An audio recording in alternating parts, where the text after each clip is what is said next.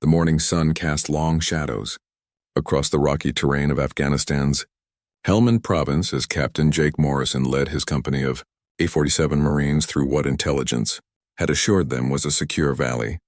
The radio chatter was light, almost casual, as the Marines moved in formation through the narrow pass between two towering ridgelines.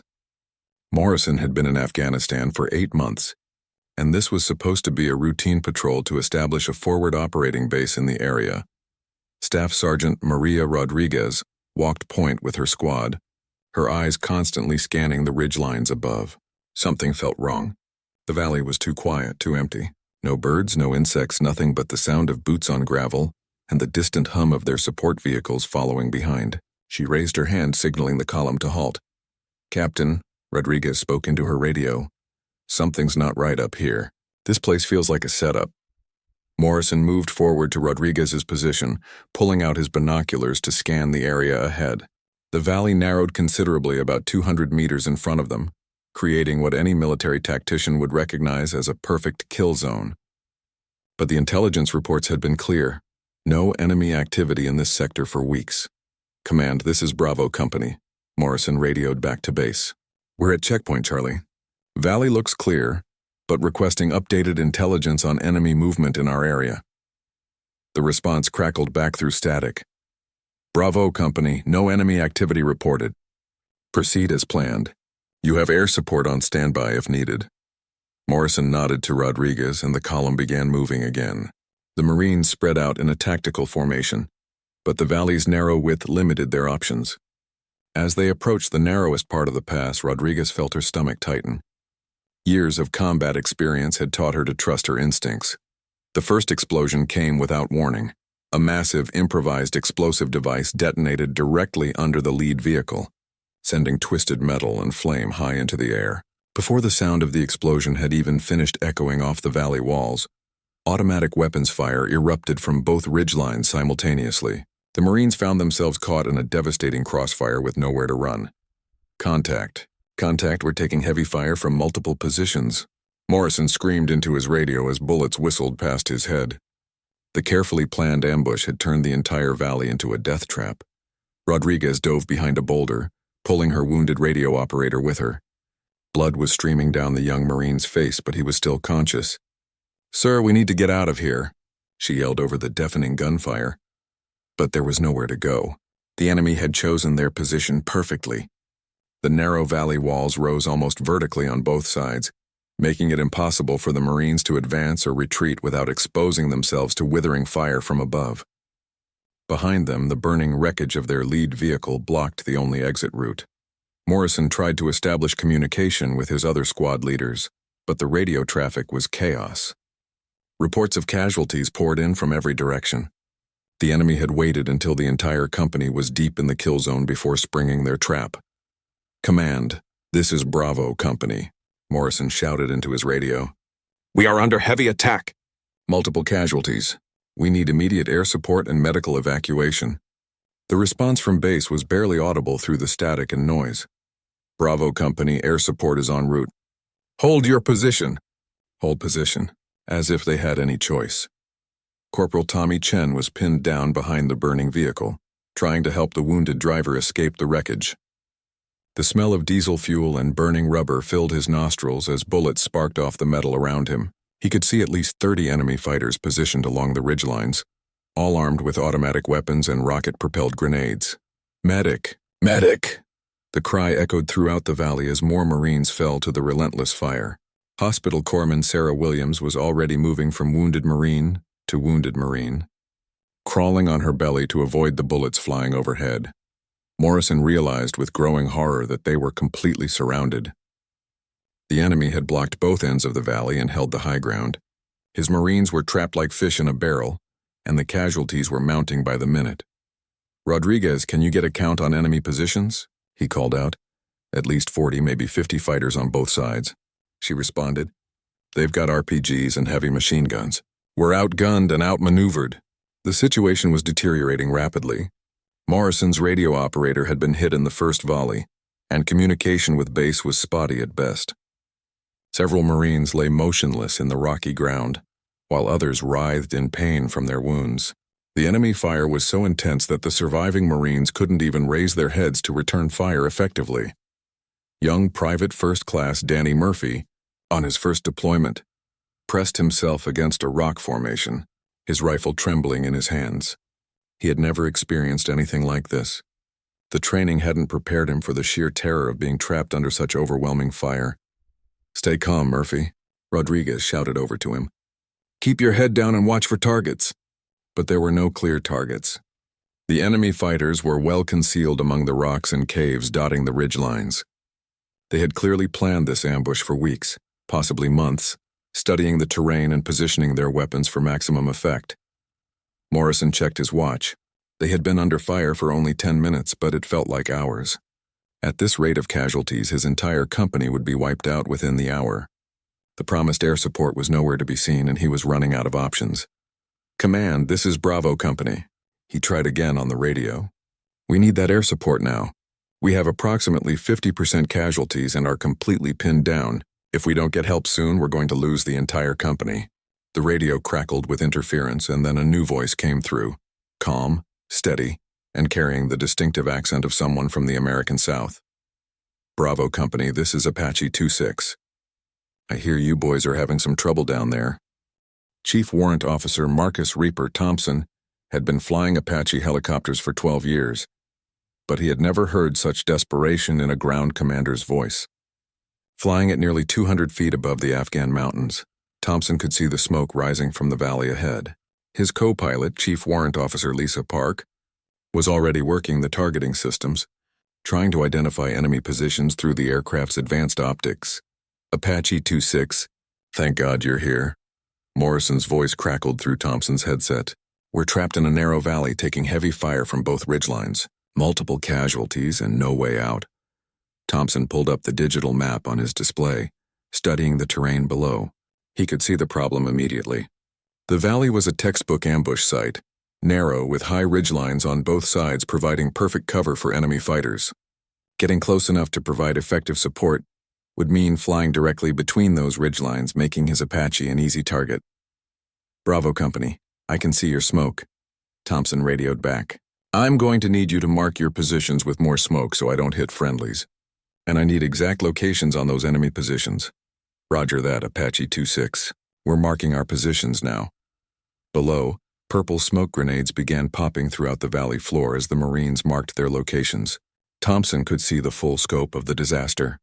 Marines pinned behind rocks and burning vehicles, with muzzle flashes lighting up both ridgelines as enemy fighters poured fire down into the valley. Park was already identifying targets through the Apache's sophisticated sensor systems. "I count at least 60 enemy fighters," she reported to Thompson.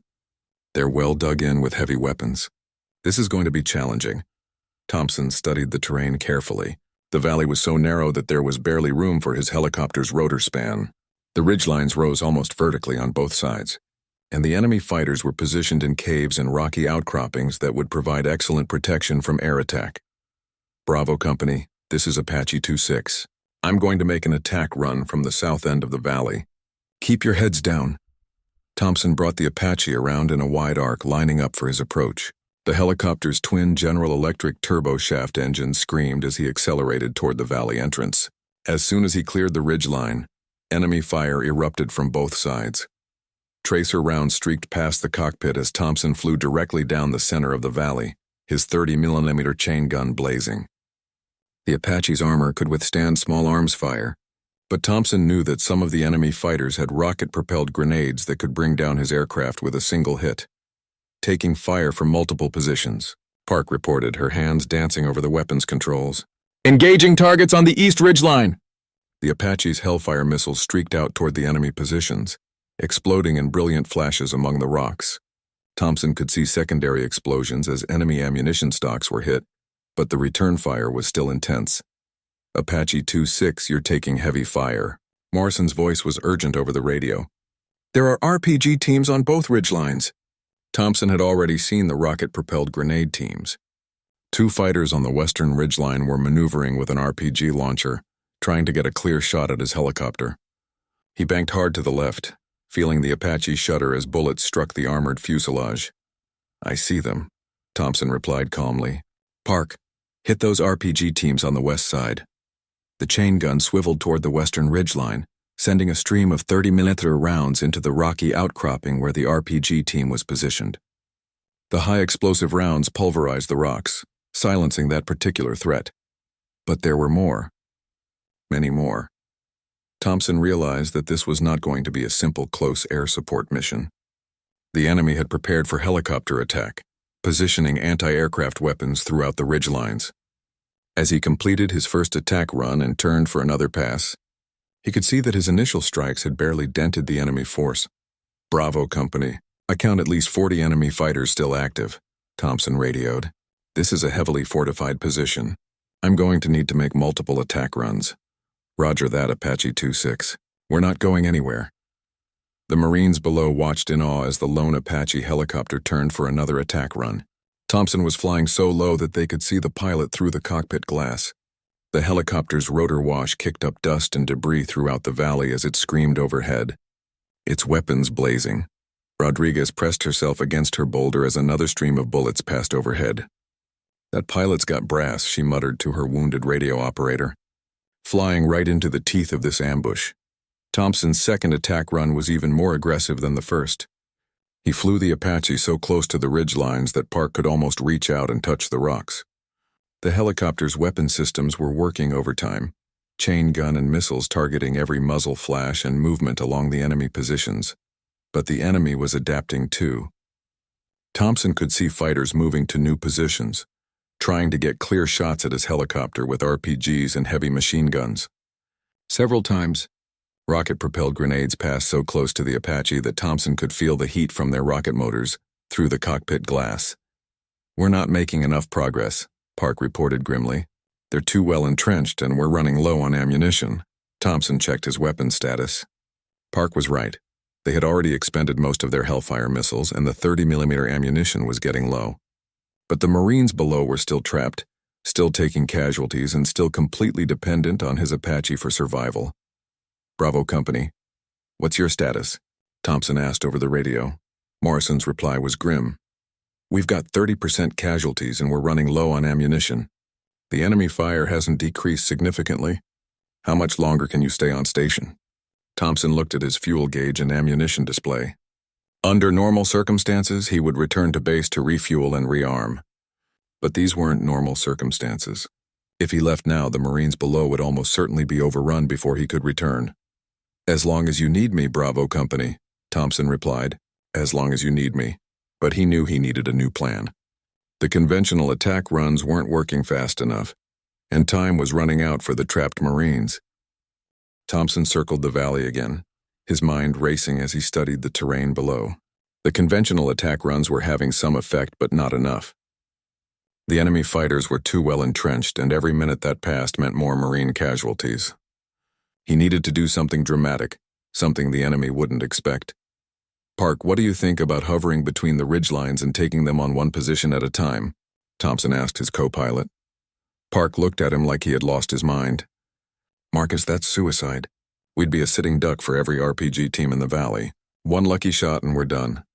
Thompson knew she was right from a tactical standpoint.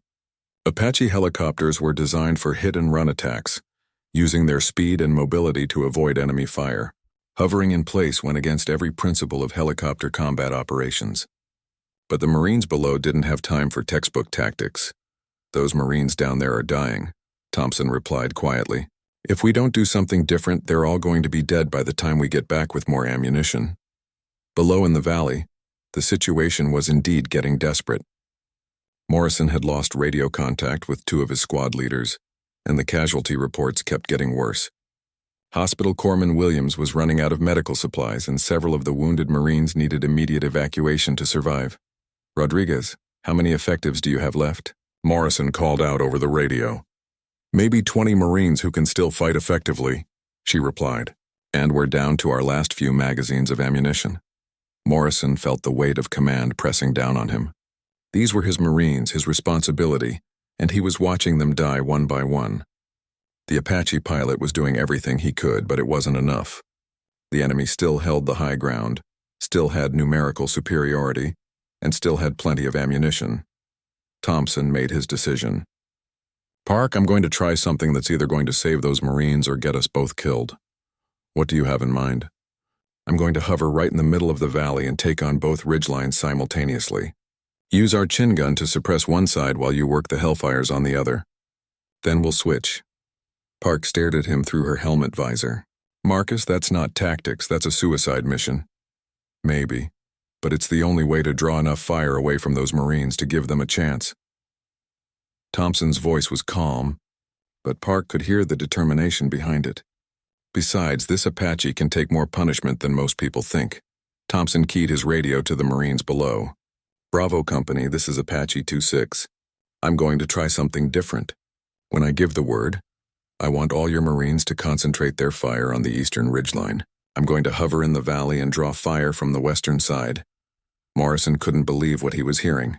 Apache 26, that's extremely dangerous. You'll be exposed to fire from both sides. Roger that, Bravo Company. But you're taking too many casualties. Sometimes you have to take risks. Thompson brought the Apache around for what he knew could be his final approach. Instead of making another high-speed attack run, he slowed the helicopter to a hover right in the center of the valley, approximately 50 feet above the trapped Marines. The effect was immediate and dramatic. Every enemy fighter on both ridgelines turned their attention to the hovering helicopter. Automatic weapons fire erupted from dozens of positions, and Thompson could hear bullets striking the Apache's armored hull like hail on a tin roof. Taking heavy fire, Park shouted, but she was already engaging targets on the eastern ridgeline with the remaining Hellfire missiles. Multiple RPG teams lining up shots. Thompson worked the 30mm chain gun like a surgeon's scalpel, methodically targeting every muzzle flash and movement on the western ridgeline. The Apache's stabilized gun platform allowed him to maintain accurate fire, even while hovering under intense enemy fire. The plan was working, but at a terrible cost. Warning lights were beginning to illuminate across the Apache's instrument panel as bullets found their mark. The helicopter's armor was designed to protect against small arms fire, but sustained hits from multiple directions were taking their toll. Engine temperature rising, Park reported. We're losing hydraulic pressure in the primary flight controls. But Thompson held his position. Below, the Marines were finally able to raise their heads and return effective fire. With the enemy distracted by the hovering Apache, Morrison's Marines could identify targets and engage them with their rifles and machine guns. It's working, Rodriguez shouted over her radio. The enemy fire on our position has decreased significantly. Thompson could see the immediate effect. Marines who had been pinned down for nearly an hour were now able to move, to help their wounded comrades to return fire. Several enemy positions that had been nearly impossible to locate were now revealed as their fighters concentrated on the Apache. But the helicopter was paying a heavy price. A rocket-propelled grenade exploded just 20 feet from the cockpit, filling the air with shrapnel. Thompson felt the Apache shudder and saw several new warning lights illuminate. We're taking too much damage, Park warned. We need to get out of here. Not yet, Thompson replied grimly. We need to give them more time. Another RPG streaked past the cockpit, so close that Thompson could see the fighter who had fired it. He immediately targeted the position with his chain gun, watching as the 30mm rounds obliterated the rocky outcropping. The Apache's hover was becoming increasingly unstable as systems failed under the relentless fire. Thompson had to fight the controls constantly to maintain position, and he could feel the helicopter wanting to yaw to the right as hydraulic pressure continued to drop. Marcus, we've got to go, Park insisted. The engine's overheating and we're down to emergency hydraulics. Thompson knew she was right. They had pushed the Apache far beyond its operational limits, and staying much longer would mean certain death for both of them. But the Marines below still needed more time. Bravo Company, I've got to break off for emergency repairs, Thompson radioed reluctantly, but I'll be back. Roger that, Apache 26, Morrison replied. You've given us a fighting chance. We'll hold until you return. As Thompson pulled the damaged Apache out of the valley, he could see that his desperate gamble had worked. The Marines were no longer helplessly pinned down. They had inflicted significant casualties on the enemy and established defensive positions among the rocks. But the battle was far from over, and Thompson knew that time was running out. Thompson nursed the damaged Apache to a small forward operating base 15 minutes away from the trapped Marines. Black smoke was trailing from one of the engines, and the helicopter was vibrating badly as damaged rotor blades struggled to maintain lift. Park had managed to shut down several non-essential systems to prevent catastrophic failure, but they both knew they had pushed the aircraft to its absolute limits. As soon as they touched down, the ground crew rushed to examine the helicopter. Chief Maintenance Sergeant Robert Martinez took one look at the Apache and shook his head grimly. Bullet holes covered the fuselage, several hydraulic lines were severed, and one of the engine compartments was blackened from overheating. "Sir, this bird shouldn't even be flying," Martinez told Thompson as he climbed out of the cockpit. "You've got critical damage to the flight controls, engine problems, and your weapon systems are nearly depleted." Thompson wiped sweat and debris from his face, but his expression remained focused. "How long to get her flight ready again?" "Honestly, this aircraft needs to go back to the main base for major repairs. We're talking about several days of work." "I don't have several days, Sergeant.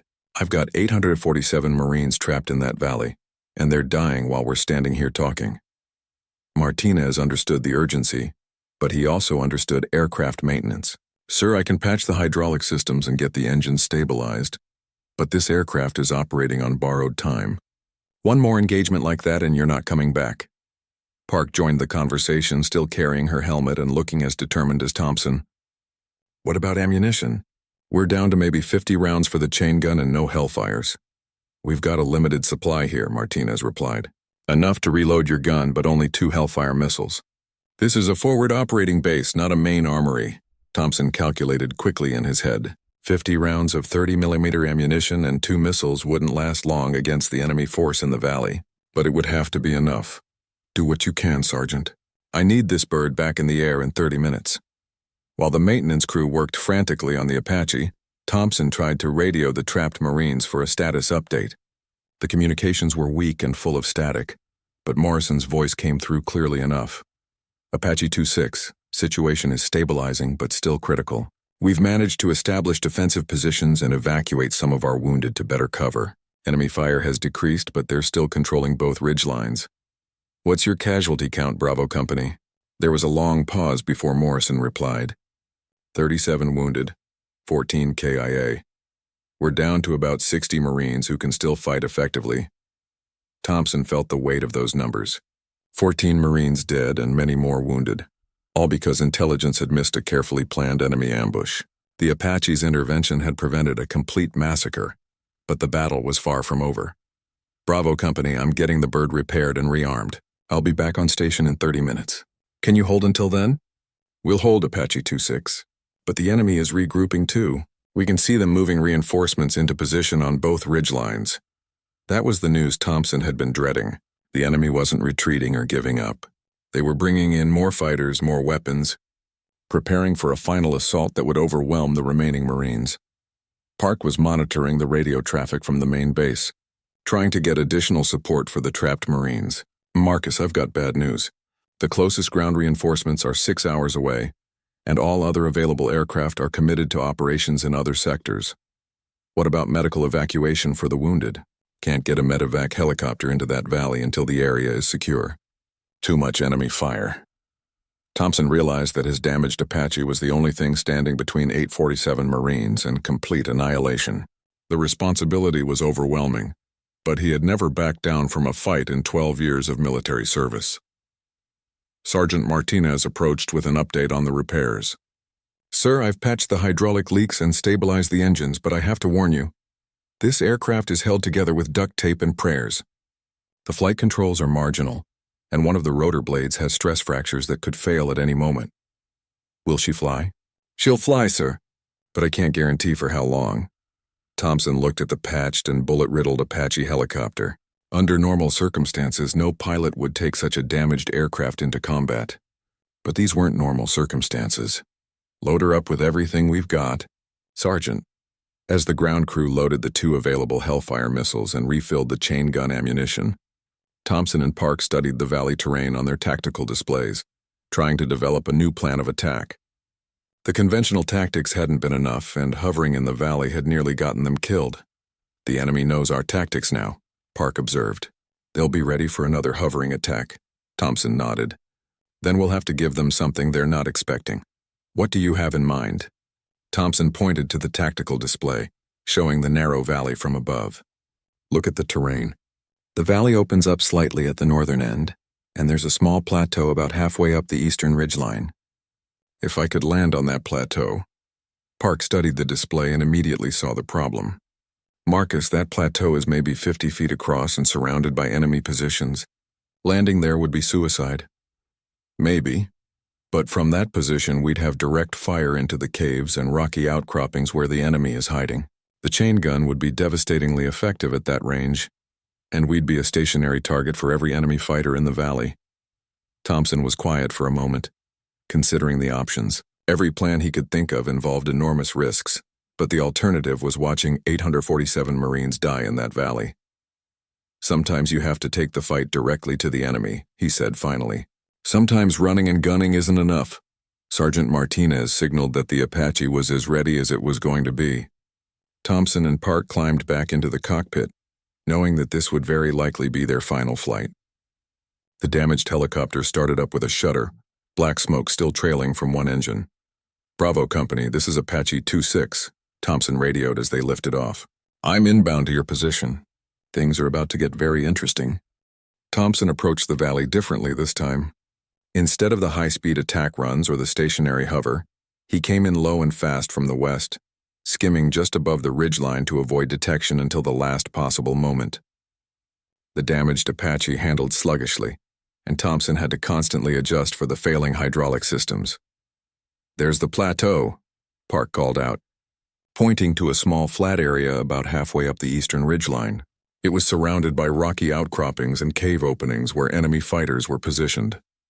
"Marcus, that landing zone is completely exposed. We'll be taking fire from 3 sides, I know, but once we're down, we'll have a stable firing platform and direct line of sight into those caves. The chain gun will be able to target positions that we can't hit from the air." Thompson circled the plateau once, drawing immediate fire from enemy positions. Automatic weapons erupted from multiple cave openings, and he could see fighters scrambling to reposition their weapons to target the landing zone. "Bravo Company. This is Apache 2-6, Thompson radioed to the Marines below. "I'm going to attempt a tactical landing on the eastern ridgeline. When I do, I need every Marine to concentrate fire on the western side to keep them from flanking my position." Morrison's voice came back immediately. "Apache 2-6, that's extremely dangerous. You'll be completely exposed." "Roger that, Bravo Company. Sometimes the most dangerous option is the only one that works." Thompson lined up for his approach to the plateau. The landing would have to be perfect. The flat area was barely larger than the Apache's rotor disc with steep drops on 3 sides. One mistake would send the helicopter tumbling down the mountainside. As the Apache descended toward the plateau, enemy fire intensified dramatically. Bullets sparked off the rocks around the landing zone, and Thompson could see muzzle flashes from at least a dozen positions. The helicopter's armor was already compromised from the earlier engagement, and new hits were finding their way through damaged sections. "Taking heavy fire from multiple positions," Park reported, but she was already engaging targets with the chain gun as Thompson fought to control the landing. The Apache touched down hard on the rocky plateau, bouncing once before settling. Thompson immediately cut power to the rotors, knowing that keeping them spinning would make the helicopter a larger target and waste precious fuel. "We're down," he announced over the radio. "All positions engage targets of opportunity." The moment the Apache landed, the character of the entire battle changed. Instead of a fast-moving aerial target, the enemy now faced a stationary but heavily armed position that could bring devastating firepower to bear on their concealed locations. Park immediately began engaging the cave openings with the 30mm chain gun. From their elevated position on the plateau, she had clear sight lines into positions that had been impossible to target from the valley floor. The high-explosive rounds were particularly effective against fighters hiding behind rocks and in shallow caves. "Target-rich environment," Park announced grimly as she methodically worked her way through the enemy positions. "I count at least 20 fighters in the caves directly across from us." Thompson was monitoring the tactical situation while Park worked the gun. The Marines in the valley below were taking advantage of the Apache's elevated fire support, advancing from cover to cover and engaging targets that the helicopter revealed. But their position on the plateau was precarious. Enemy fighters from the western ridgeline were beginning to target the landed Apache with RPGs and heavy machine guns. Thompson could see rocket-propelled grenades being moved into position for direct fire on their location. We've got RPG teams repositioning. On the west side, Thompson warned Park. 3 o'clock and 9 o'clock positions. Park swiveled the gun toward the western ridgeline, sending a stream of 30mm rounds toward the RPG teams. The massive rounds shattered rocks and sent fighters diving for cover, but more were moving up to replace them. Below in the valley, Rodriguez was leading her squad in a flanking maneuver against the eastern ridgeline positions. With the Apache providing direct fire support from above, the Marines could finally move without being cut down by crossfire. "This is working," Rodriguez reported over the radio. "The Apache's position is suppressing half the enemy fire. We're advancing on the eastern positions," but Thompson could see that they were running out of time. The 30mm ammunition was depleting rapidly, and enemy fighters were getting closer to effective RPG range. The damaged Apache couldn't take another direct hit and remain operational. "Park, how much ammunition do we have left?" "Maybe 20 rounds for the chain gun, and we still have those 2 Hellfire missiles." Thompson studied the tactical situation. Most of the enemy fighters were now concentrated in the caves and rocky positions on the western ridgeline, directly across from their plateau. The caves provided excellent protection from small arms fire, but they were also natural choke points. "I've got an idea," Thompson said. "Can you put both Hellfires into the largest cave opening on the west side? The one where most of their fire is coming from?" Park studied the target through her optics. The cave opening was approximately 30 feet wide and maybe 15 feet high, with dozens of enemy fighters using it as a protected firing position. A direct hit with both missiles would collapse the entire cave system. "I can hit it, but we need to be careful about cave-in effects. Could bring down half the ridgeline." "Do it." Park lined up the shot carefully. The Hellfire missiles were designed for precision strikes, but using both simultaneously against a single target would create an enormous explosion. She made final adjustments to the targeting system and prepared to fire. "Bravo Company, danger close," Thompson warned over the radio. "Take cover immediately." Incoming friendly fire on western ridgeline. The 2 Hellfire missiles streaked across the valley simultaneously, their rocket motors leaving brilliant trails in the afternoon air. They impacted the cave opening within milliseconds of each other, creating a massive explosion that echoed through the entire valley. The effect was spectacular and devastating. The cave system collapsed completely, burying dozens of enemy fighters under tons of rock. Secondary explosions indicated that ammunition stores had been hit, and a huge dust cloud rose from the western ridgeline. But the explosion also had an unexpected effect on the Apache's position. The shockwave from the blast destabilized the rocky plateau, causing sections of it to crumble away. Thompson felt the helicopter start to slide toward the edge. "We're losing the landing zone," he shouted, frantically starting the engines. "The plateau is collapsing." The Apache's engines screamed to life just as the rocky plateau began disintegrating beneath them. Thompson pulled maximum power from the damaged turboshafts, feeling the helicopter lift off just seconds before the entire landing zone collapsed into a cascade of boulders and debris. "That was close," Park shouted over the engine noise as they climbed away from the crumbling mountainside. But as Thompson gained altitude, he could see that their missile strike had been devastatingly effective. The western ridgeline was in chaos, with enormous dust clouds obscuring much of the enemy positions. The collapse of the main cave system had eliminated at least 40 enemy fighters and destroyed most of their heavy weapons. "Bravo, Company. This is Apache 2-6, Thompson radioed. "Western ridgeline targets have been neutralized." "What's your status?" Morrison's reply was filled with excitement and relief. "Apache 2-6, enemy fire has decreased by 70%. We're advancing on multiple fronts and securing enemy positions." From his elevated position, Thompson could see the Marines moving with new confidence through the valley. Rodriguez was leading her squad up the eastern slope, clearing cave positions one by one. Other Marine units were advancing toward both ends of the valley, finally breaking out of the kill zone that had trapped them for hours. But Thompson's celebration was short-lived. Warning lights were flashing across the Apache's instrument panel, and he could feel the helicopter becoming increasingly difficult to control. The engines were overheating again, hydraulic pressure was dropping, and one of the damaged rotor blades was causing severe vibrations. "Marcus, "We've got serious problems," Park reported, monitoring the aircraft systems. "Engine 2 is running redline temperatures and we're losing hydraulic fluid fast.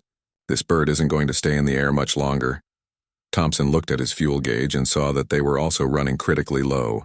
The damaged engines were consuming fuel at an alarming rate, and they barely had enough remaining to reach the nearest base. "How much ammunition do we have left?" "Maybe 10 rounds for the chain gun." "That's it." Thompson made a quick tactical assessment. Most of the enemy resistance had been broken by the missile strike, but there were still scattered fighters on the eastern ridgeline who were slowing the Marines' advance. 10 rounds of 30mm ammunition could make the difference between a successful operation and continued casualties. "I'm going to make one more attack run on the eastern positions," Thompson announced. "Use what we have left to clear the way for those Marines. Marcus, this aircraft is barely flying. One more engagement could put us down permanently." Thompson understood the risks, but he also understood his mission. Those Marines were still in danger, still taking casualties, and his Apache was their only immediate support. "Then we better make it count." Thompson brought the struggling Apache around for what he knew would be their final attack run. The helicopter was vibrating so badly that it was difficult to maintain accurate flight, and the engines were producing clouds of black smoke. As they approached the eastern ridgeline, Thompson could see the remaining enemy fighters repositioning themselves among the rocks. There weren't many left, maybe 15 or 20, but they were still in position to inflict casualties on the advancing Marines.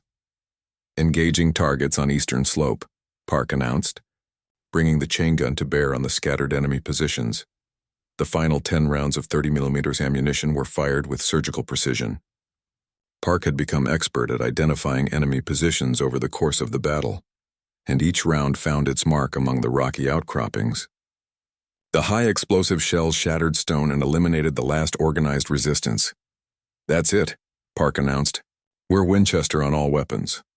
Thompson was already turning the Apache away from the valley, nursing the failing aircraft toward the forward operating base. But as they climbed above the ridgelines, he took one last look at the battle below. The Marines were advancing rapidly now, encountering only sporadic resistance. Rodriguez had reached the eastern crest and was signaling that the ridgeline was secure. Morrison was coordinating the evacuation of wounded Marines to a landing zone where medical helicopters could finally reach them. "Bravo Company, this is Apache 2-6, Thompson radioed. "I'm departing station due to aircraft emergency. Looks like you've got the situation under control down there." "Apache 2-6, this is Bravo Company Actual," Morrison replied, his voice heavy with emotion. "I don't know how to thank you. You saved every Marine in this valley. We'll never forget what you did here today." Thompson felt a wave of exhaustion wash over him as the adrenaline finally began to fade. He and Park had been in continuous combat for over 2 hours, pushing their aircraft and themselves beyond all reasonable limits. "Just doing our job, Bravo Company. Glad we could help." But as Thompson fought to keep the dying Apache in the air, he could see the full scope of what had been accomplished.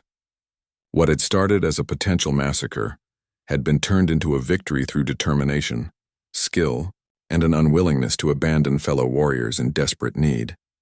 The helicopter's engines were failing rapidly now, and Thompson had to make an emergency landing at the forward operating base, with barely any hydraulic control remaining.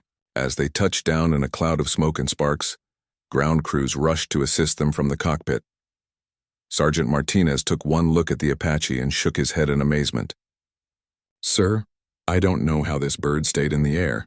You've got catastrophic damage to almost every major system." Thompson climbed stiffly from the cockpit, his flight suit soaked with sweat and his hands shaking from fatigue. But he was already thinking about the Marines in that valley, about the wounded who needed medical evacuation, about the families back home who would see their loved ones again because of the action taken this day. "How long before we can get another Apache armed and ready?" he asked Martinez. "Sir, you need medical attention and rest. You've been through hell today." Thompson looked back toward the valley where 847 Marines were now secure, where a carefully planned enemy ambush had been turned into a devastating defeat for the insurgent forces. "Sometimes," he said quietly, "you have to turn the sky into fire to save the people counting on you." 6 hours after the battle ended, the valley that had been a death trap was transformed into a bustling medical evacuation and recovery site. 3 medical helicopters had landed in the secured area, and Navy corpsmen were working to stabilize the wounded Marines for transport to the main hospital at Bagram Air Base. Captain Morrison walked among his Marines, checking on the wounded and coordinating with the medical teams. The final casualty count was sobering but could have been much worse. 14 Marines killed in action, 37 wounded, with most of the wounded expected to make full recoveries. Without Thompson's intervention, the entire company of 847 Marines would likely have been lost. Rodriguez sat on a rocky outcropping, her rifle across her knees, watching the evacuation efforts. Her radio operator, whose face had been bloodied in the initial ambush, was being loaded onto a medical helicopter with a concussion and multiple shrapnel wounds. Sergeant Rodriguez, Morrison called as he approached her position. "How are your Marines holding up?" "They're tough, sir. Scared, but tough. That Apache pilot saved all our lives today." Morrison nodded, looking up at the clear Afghan sky. "I've never seen anything like what that pilot did. Flying into that crossfire, landing on the ridgeline, staying in the fight even with a damaged aircraft. That was beyond heroic." Word of the battle was already spreading throughout the military communications network. At Bagram Air Base, Colonel Sarah Mitchell was reviewing the preliminary after-action reports with a mixture of amazement and concern. "General," she said to her superior officer over a secure phone line, "I've got preliminary reports from the Valley engagement. One Apache helicopter, flown by Chief Warrant Officer Marcus Thompson, held off approximately 60 enemy fighters for over 2 hours and prevented the complete destruction of a Marine company." "What was the enemy's strength?" the general asked. "Intelligence estimates suggest the enemy had been planning this ambush for weeks. They had established fortified positions, heavy weapons, anti-aircraft capabilities, and enough ammunition for a sustained engagement. This was a well-planned and coordinated attack designed to inflict maximum casualties. And Thompson stopped it with one helicopter?" "Yes, sir. But the aircraft is completely destroyed. Took so much damage that it's a total loss. I don't know how it stayed in the air as long as it did." At the forward operating base, Thompson and Park were being examined by flight surgeons while maintenance crews surveyed the wreckage of their Apache. The helicopter looked like it had been through a metal shredder. Hundreds of bullet holes, burned engine compartments, cracked rotor blades, and destroyed systems throughout the aircraft. "Chief Thompson," the flight surgeon said, "you're suffering from exhaustion, dehydration, and the effects of prolonged combat stress. I'm recommending immediate rest and evaluation." Thompson nodded, but his mind was still focused on the Marines in the valley. "What's the status on the medical evacuations?" "All wounded personnel are being transported to appropriate medical facilities. Thanks to your actions, all of the surviving Marines are expected to recover." Park joined Thompson as they watched their destroyed helicopter being prepared for transport back to the main base. The aircraft that had been their lifeline and weapon for over 2 hours was now just twisted metal and burned components. "You know," Park said quietly, "when we took off this morning, I thought this was going to be a routine close air support mission." Thompson managed a tired smile. "Nothing routine about 847 Marines trapped in an ambush?" "No, I guess not. But Marcus, what you did today, landing on that plateau, staying in the fight with a damaged aircraft using every last round of ammunition, that's going to be talked about for years." 3 weeks later, Thompson found himself standing in dress uniform at a ceremony at the Pentagon. The small auditorium was filled with military officials, including several of the Marines he had helped rescue from the valley. Morrison, Rodriguez, and 12 other Marines from Bravo Company had flown to Washington specifically for this ceremony. All were still recovering from their wounds, but none had wanted to miss the opportunity to see their Apache pilot honored. Chief Warrant Officer Marcus Thompson, the general announced, "For extraordinary heroism and conspicuous gallantry in action against enemy forces, you are awarded the Distinguished Flying Cross with Combat V device." As Thompson stepped forward to receive the medal, he could see the faces of the Marines in the audience. These were the people he had fought for, the reason he had pushed his aircraft and himself beyond all reasonable limits. The citation reads, the general continued, "Chief Warrant Officer Thompson's actions directly resulted in the preservation of 847 Marine lives and the destruction of a significant enemy force. His willingness to engage in sustained combat with a damaged aircraft, including the tactically unprecedented decision to land in an active combat zone, represents the highest traditions of military aviation." After the ceremony, Thompson found himself surrounded by the Marines from Bravo Company. Rodriguez approached him with tears in her eyes. "Sir, I just wanted to say thank you. Not just for me, but for all the Marines who are going home to their families because of what you did." Young Private Murphy, who had been so terrified during the initial ambush, shook Thompson's hand firmly. "Chief, you saved my life. I'll never forget that." Morrison was the last to approach. "Chief Thompson, I've been in the Marine Corps for 15 years and I've never seen anything like what you did in that valley. You turned certain defeat into victory through sheer determination and skill." Thompson looked at the assembled Marines, thinking about the choices he had made during those desperate hours in the Afghan valley. Every decision had carried enormous risks, and several times he had acted contrary to all established tactical doctrine. "You know," Thompson said to the group, "people keep calling what I did heroic.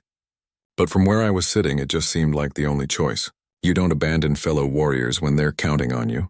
Rodriguez smiled. "Sir, that's exactly what makes it heroic." As the ceremony ended and the Marines prepared to return to their units, Thompson reflected on the lessons of that day. Sometimes the most dangerous option is the only one that works. Sometimes you have to take the fight directly to the enemy. And sometimes, when everything is on the line, one person's determination to never give up can make all the difference. The destroyed Apache helicopter was eventually displayed at the Army Aviation Museum, with a plaque describing the battle and Thompson's actions. But for Thompson himself, the real memorial was much simpler. It was the knowledge that 847 Marines had gone home to their families, and that when they needed him most, he had turned the sky into fire to save them. Years later, when young pilots asked Thompson about that day in the Afghan valley, he would always give them the same advice. "Your aircraft is just a machine. Your weapons are just tools. But your determination to protect the people counting on you, that's what wins battles and saves lives."